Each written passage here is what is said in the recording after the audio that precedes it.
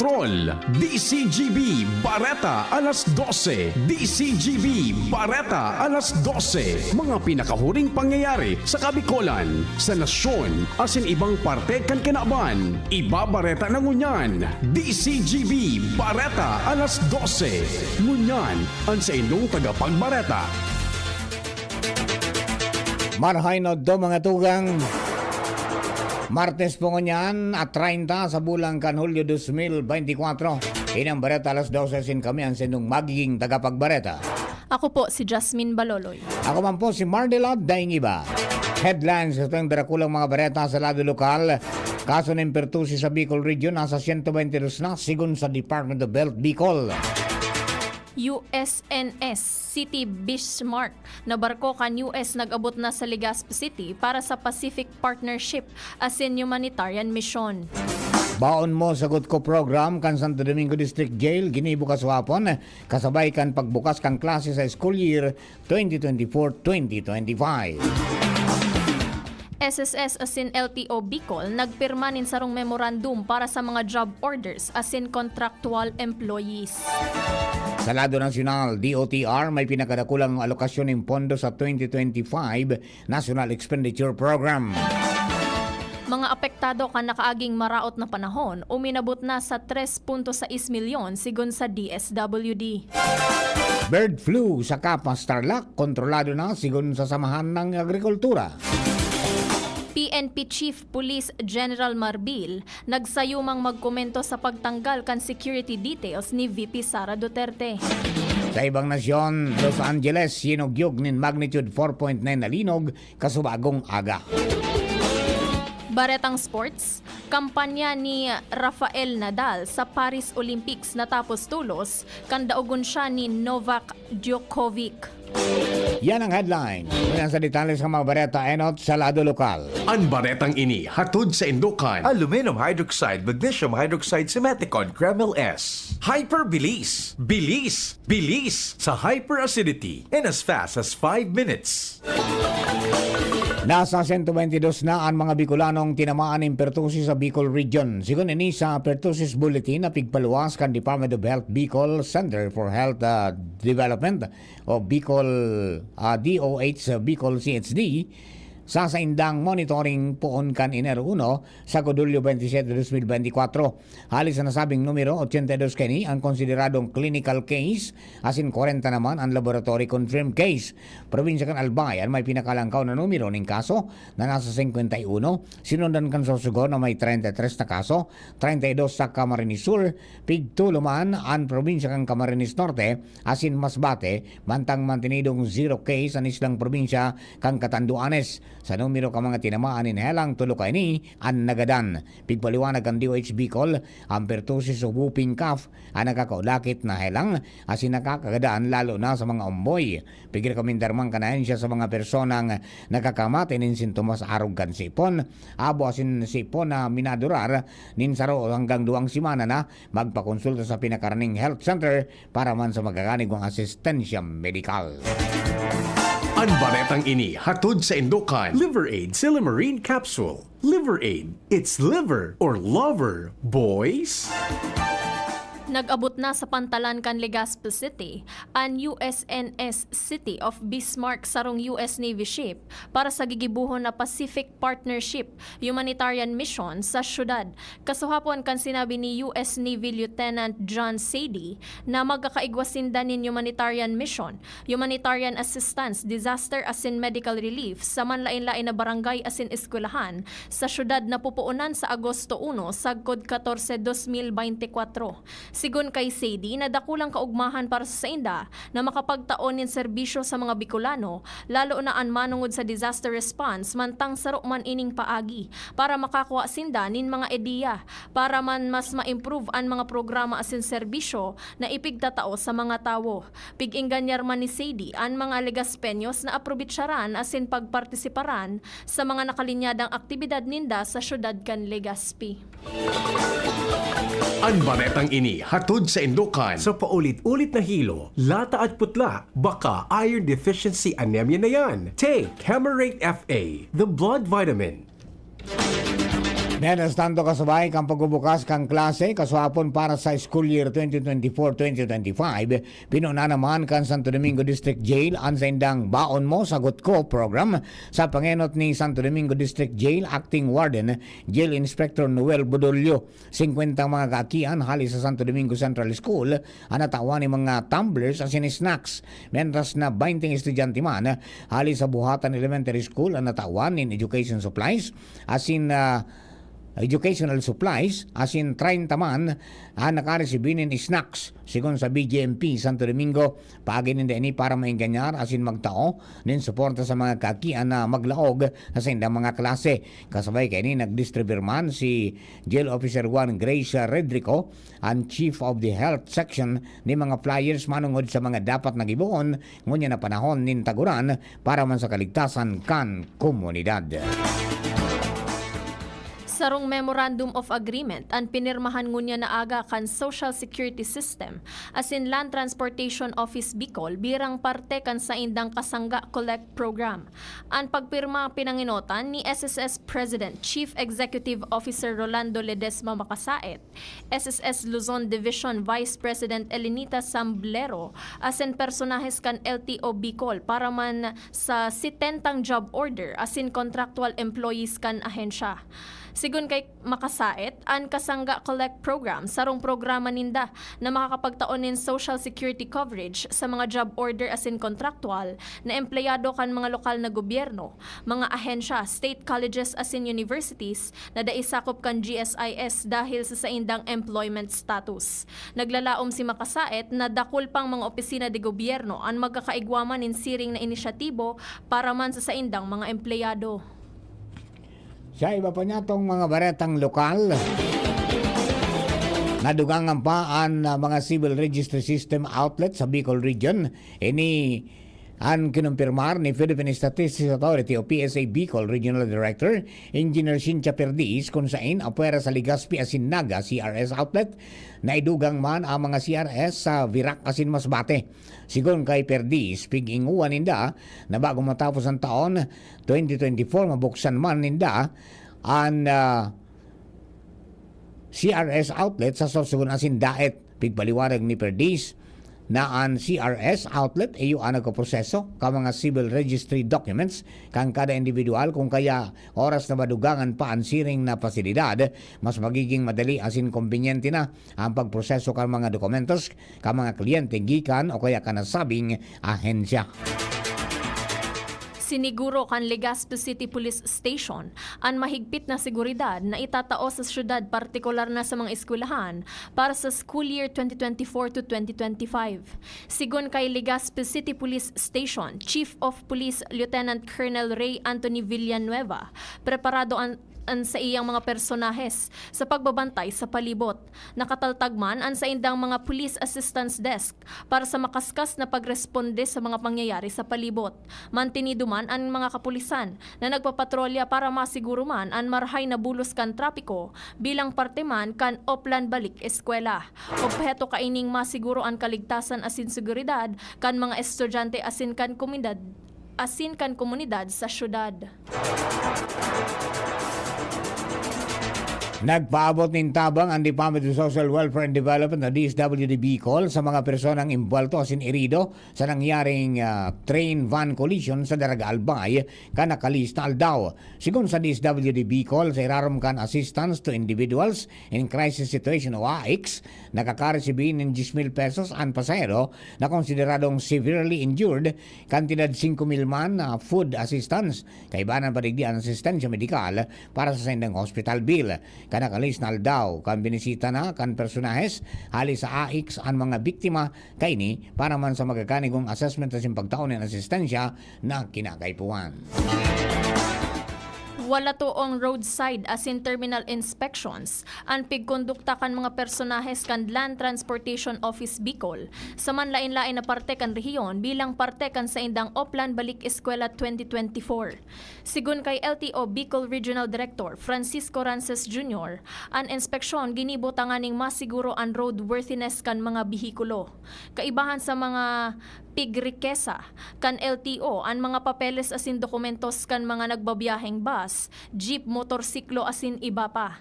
Sinabi ni Rances na an aktibidad an mas papahiwason paninda para masiguro ang kaligtasan kan mga estudyanteng masakay digdi, magin kan mga Bicolano asin publiko.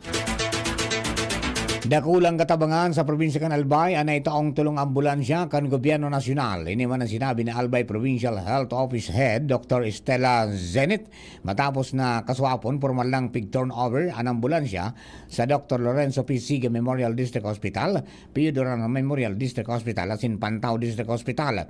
Sigong kay Zenit, sa tabang ka mga bagong ambulansyang ini, mapapadali ang pagresponde sa mga pangyayari sa palibot maging sa pagtransportar ni mga pasyente kung kinakaipuan. Mantinidong nasa alert level 1 ang bulkan mayon sa probinsya kan Albay, asin bulkan Bulusan sa Sorsogon.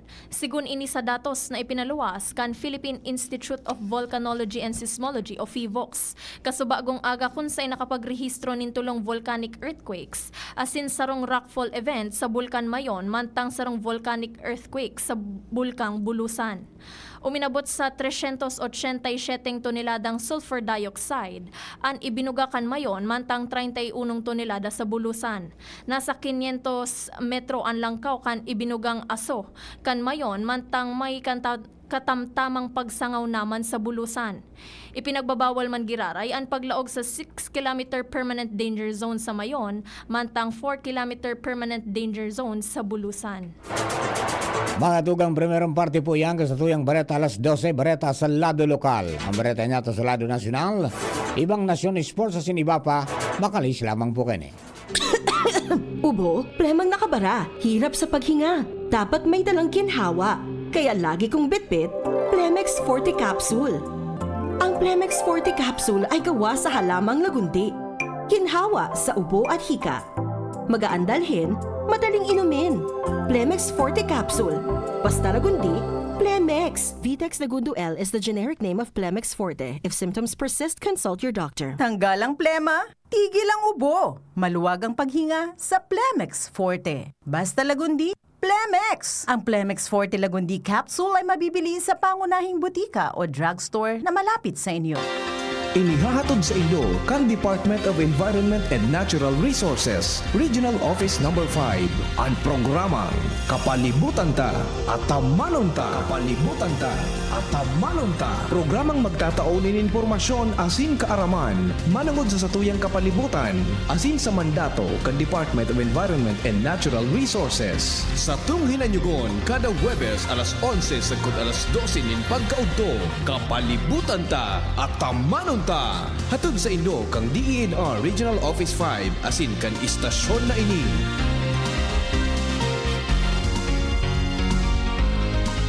Ang Albay Electric Cooperative Incorporated or ALECO nagaako na din mga aplikasyon para sa Lifeline Subsidy. Ang mga kwalipikado digdi iyo ang mga Pantawid Pamilyang Pilipino Program or 4Ps beneficiaries asin itong mga marginalized consumers. Para sa mga miyembros kan 4Ps, kaipuhan sa aplikasyonan sa inyong 4Ps ID asin latest bill. Para sa non-4Ps o itong mga marginalized consumers, ang mga requirements iyo ang mga minasunod. Certification halay sa Social Welfare and Development Office sa indong syudad o munisipyo na nagpapatunay na ang aplikante sa low-income earner base sa latest poverty threshold na ipigmok na kan Philippine Statistics Authority government-issued ID as in latest bill. Pagirumdom na ang diskwentong ini, otomatikong ia-apply sa monthly consumption kan mga kwalipikadong aplikante na day mahalangkaw sa 25 kilowatt-hours. Ipasa ang mga nasabing requirements kasabayan ng accomplished application form sa ALECO Service and Collection Office sa indong lugar. Kung kwalipikado ka, dai na magduwa-duwa. I-avail na ang subsidiyang ini ka-ALECO.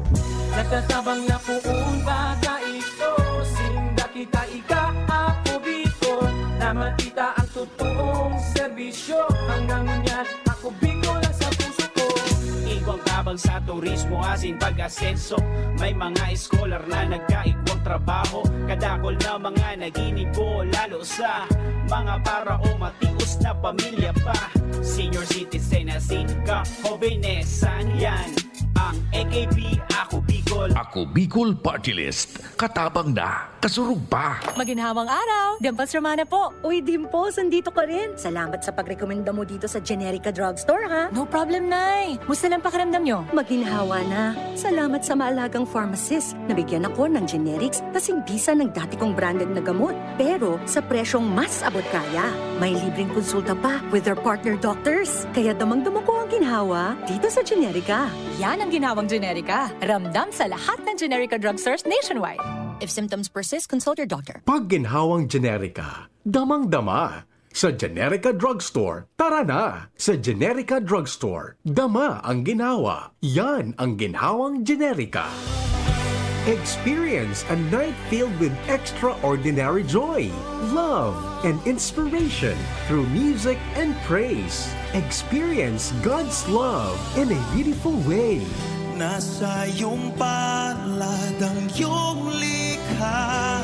Come, celebrate your faith and receive God's more with the Expand Worship Celebration 2024, a benefit worship concert with Brother Bo Sanchez, our renowned motivational speaker, Catholic lay preacher, book author, and founder of the Feast and Light of Jesus Family, along with Brother Alvin Barcelona and Brother John Escoto, happening on August 24, 3 p.m. onwards at the Ibalong Center for Recreation, Legazpi City. Tickets are available at the LCC Business Center near you.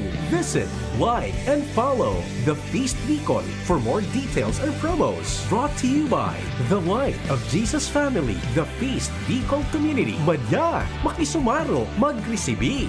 Be part of this bigger mission, and together, let's receive God's more. Hashtag Receive Expand Worship Concert 2024.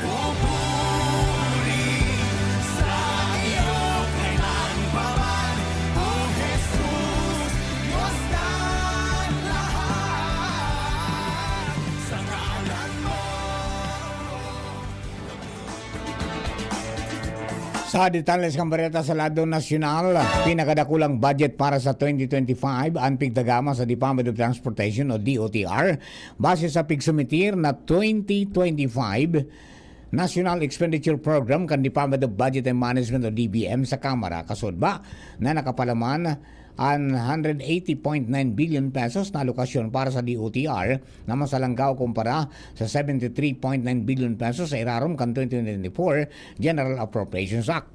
Nasa 144.8% na masalangkaw ang pondo kan ahensya na gagamiton para sa funding requirements sa major rail, land, air as in sea transportation projects. Kaibanan sa pupunduhan kan DOTR ang Active Transport Bike Share System and Safe Pathways Program na may 60 million pesos. 12.7 billion pesos para sa Cebu Bus Rapid Transit Project, Davao Public Modernization Project as in Public Utility Vehicle Modernization Program. Nasa 148.8% man na masalanggaw ang pondo kanahensya na gagamiton para sa 64 million pesos na itatagama para sa EDSA Busway Project. Mientras na nakapalaman sa Rail Transport Program ang 107.3 billion pesos na pondo na masalangkaw ng 810% kumpara sa presenting budget kang sain kaibanan ang North-South Commuter Railway System MRT3 Rehabilitation Project as in Metro Manila Subway Phase 1. Tatawan man in pondo ang Aviation Infrastructure Program, partikular ang konstruksyon as in rehabilitasyon kan domestic airports Arugan Tacloban, Dumaguete, Busuanga, Lawag, Iloilo, Virac, New Manila International Airport, Siquijor, Central Mindanao, as in Zamboanga. Nakatutok man ang gobyerno sa pagkapakarahay kan port facilities as in services sa maritime sector. Nagkapirang aldaw matapos ang rapado kan habagat asin bagyong Karina sa nasyon. Nagpakol na ngunyan sa 3.6 milyon ang apektadong individual kanakaaging maraot na panahon. Base sa datos kan Department of Social Welfare and Development o DSWD, ang nasabing individual katumbas nin 1.1 milyon na pamilya na naapektaran kan makusog na oran asin pagbaha. Inihali sa sobra 3,000 na barangay sa 11 rehiyon kan Pilipinas. Sa ngunyan, maabot pa man giraray sa 16,000 na pamilya ang nagtitinir sa mga designadong evacuation centers, katumbas nin 72,000 na individual. Siniguro man kan ahensya na magpapadagos ang sa indang distribusyon nin ayuda sa mga apektadong pamilya.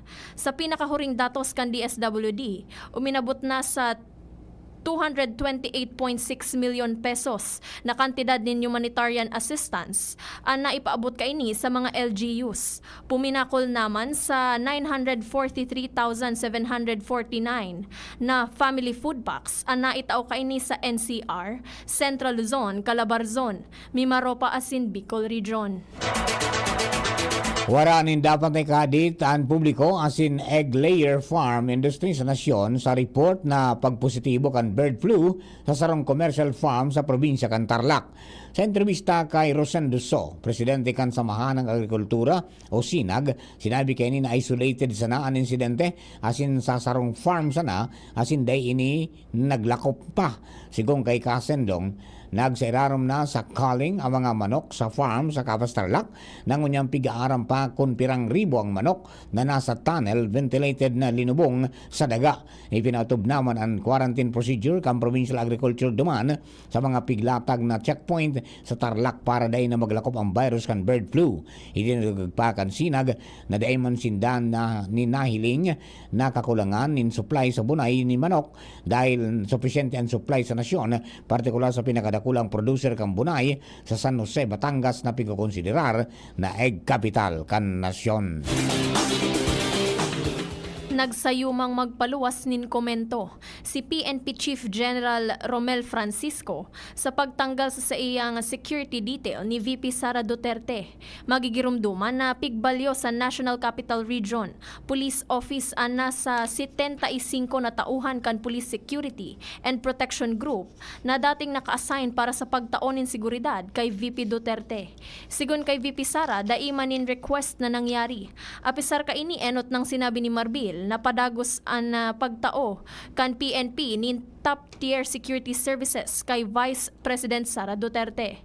Sa girarayman niyang tinauanin doon na mantinidong nakatutok ang PNP sa pagtaonin seguridad para sa Vice Presidente sa iyang mga lakaw sa nasyon. Sa dagdag natong baretang nasyonal, bakusa na sa Metro Manila Igwang Pogo operation, sigon kay Presidential Anti-Organized Crime Commission o PAOK Undersecretary Gilbert Cruz. Sinabi ni Cruz na 402 ang Pogo operation sa nasyon na igwa sa Luzon, Visayas asin Mindanao.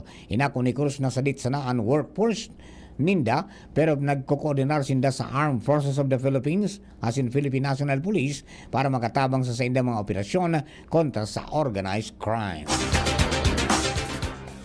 Tinugotan kan Korte Suprema ang Sandigan Bayan na dangugon ang kaso ni dating Senate President asin ngunyan Presidential Legal Counsel Juan Ponce Enrile. Sa desisyon kan Supreme Court NBAC, pigtutugotan ninda ang Sandigan Bayan na ipagpadagos ang pagdangog may kinaaraman sa plunder kontra kay Enrile. Kaipuhan na tugutan ang prosekusyon na magpresentar nin ebidensya nin susog sa ley. Kan 2014, sinaangatanin kasong plunder kan ombudsman sina Enrile Janet Lim Napoles asin duwa pang individual dahil sa Priority Development Assistance Fund o PDAF. Kasunod kay ini nagsumiter si Enrile nin motion for bill of particulars na may kamauotan na tugutan ang akusado na maghagad nin detalye sa prosekusyon para makapaghanda sa pagdangog. Ibinasuraman kan Sandigan Bayan ang mosyon ni Enrile pero sa desisyon kan Agosto 11, 2015, ipinag-orden kan Korte Suprema sa prosekusyon na magsumitir nin Bill of Particulars na nagkapirang parte kan mosyon ni Enrile. Nahiling kan Supreme Court na nagkapira sa mga pighagad na impormasyon. Iyo ang kinakaipuhan sa kaso pero kinontraman ini kan kampo ni Enrile. Alagad sigun pa sa Korte dai dapat na limitado sana sa Bill of Particulars ang ebidensyang gamit kan prosekusyon.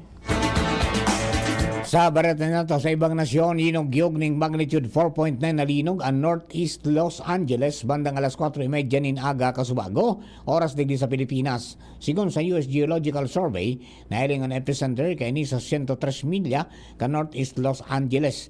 may raro man nasabing linog nin maabot sa 5 milya. Enot namang narehistro ang linog na magnitude 5.1 asin ini sa indang na i-downgrade. Wala man ni narehistrong nadanyaran kan paglinog na namatayan sa parte kan Las Vegas, Nevada. Baretang Sports, natapos na ang kampanya ni Rafael Nadal sa Paris Olympics matapos na daogon siya ni Novak Djokovic sa second round. Sa pagpuon pa sa nakankawat, naipahiling ni Djokovic na dominado kaini ang laban asin nakuha ang 6-1, 6-4 na pagana. Ini ang pigokonsiderar na ultimong laban ni Nadal sa Olympics asin posibleng dagos na siyang magretiro sa pagkawat. Ultimong nakalaban ang duwa kan 2022 French Open asin poon ka ito bihira nang magkawat si Nadal dahil sa injury.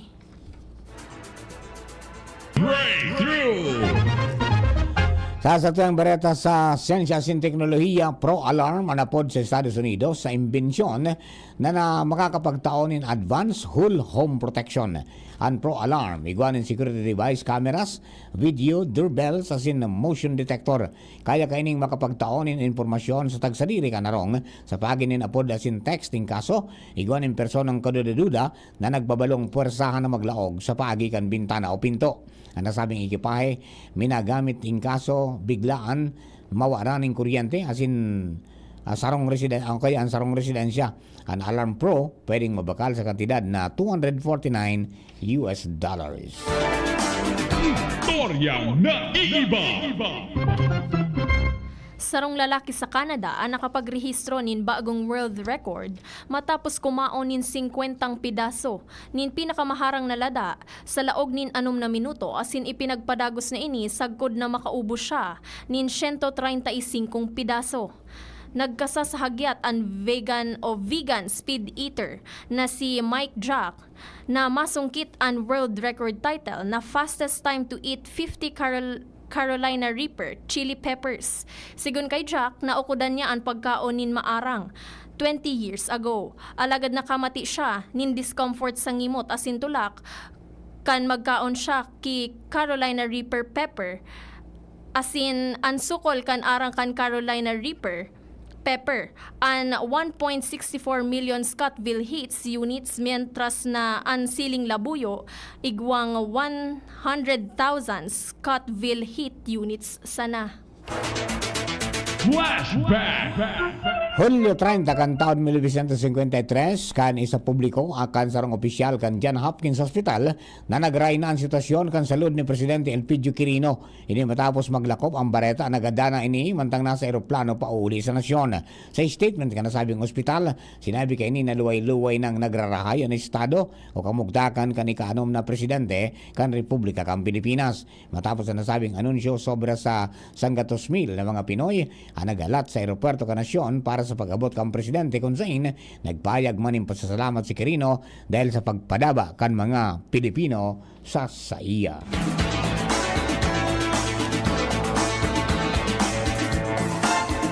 Mga tugang inapuan kabilugan sa tuwing alas 12 mga bareta at tinipon ang singkinalap sa DCGB News based na nakalis ng 6 oras.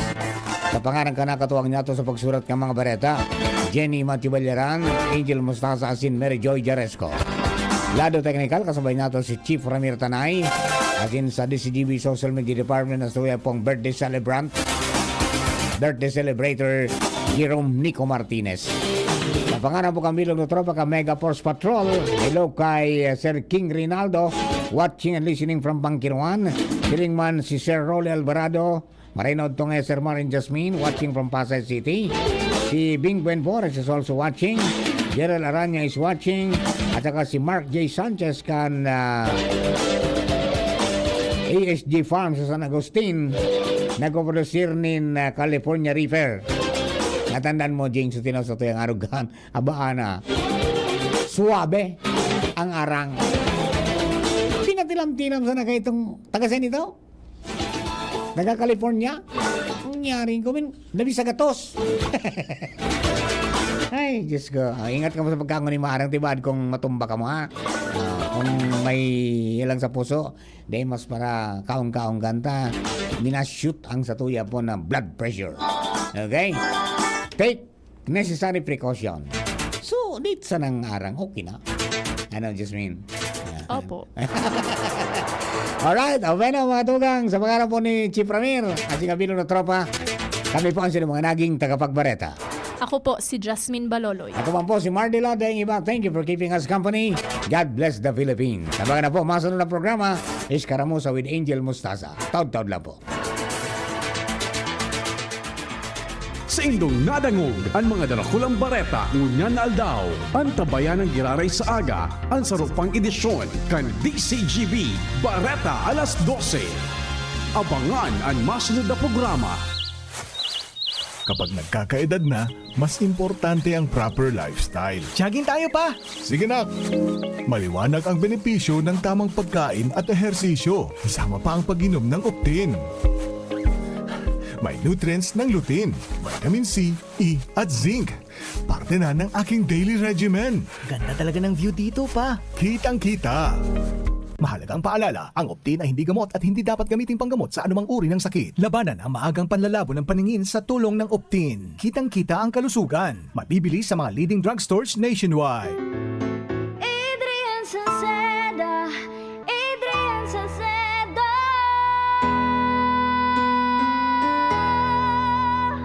Padagos ang pagtabang niya sa sato padabata.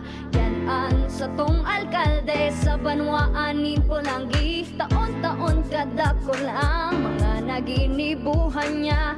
Idolo padabata si Adrian Salceda.